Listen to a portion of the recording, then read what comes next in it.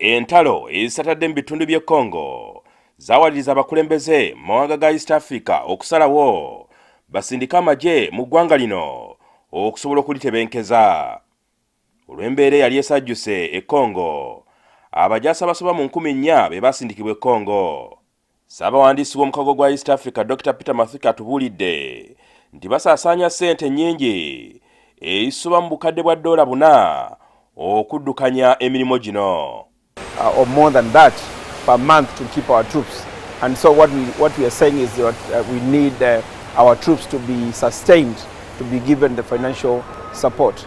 Mu kaweefube w'okutema empenda ez'okufuna ensimbi, Ssaabawandiisi Dr. Mathuki aliko ensinkana gy'abadde nayo ne bammemba b'Akakiiko aka UN Security Council mu kibuga New York mu ggwanga lya America. Mu nsinkane n'Abakakiiko beeyamye okukwatisaako omukago gwa East Africa mu by'ensimbi.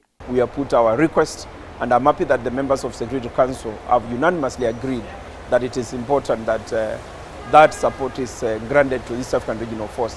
Okusinziira ku Mathuki, beetaaga ssente ezitakka wansi wa bukadde bwa $250 buli mwaka. We've also agreed that they need to urgently work out a funding mechanism that will support our troops in Eastern DRC. And they said as MONUSCO draws down, reduces their numbers in Eastern DRC, they would wish to strengthen the East African Regional Force. Ono alina essuubi nti singa baweebwa ensimbi, omuwendo gw'abajaasi gwa kweyongerako. Based on our discussion, we are saying we see a possibility of increasing the number, possibly to double or possibly even 3 times the number that we are here. Because the place that the East African Regional Force is supporting is honestly, compared to the Eastern DRC, is still very, it's less, it's limited.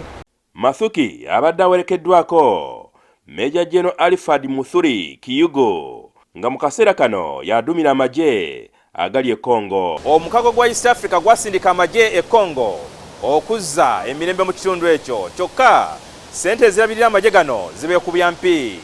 Ekitongole ekikola ku byokwerinda mu nsi yonna UN Security Council kikakasizza nga bwe kigenda okuwa obuyambi omukago gwa East Africa okusobola okulabirira amagye gano e Congo.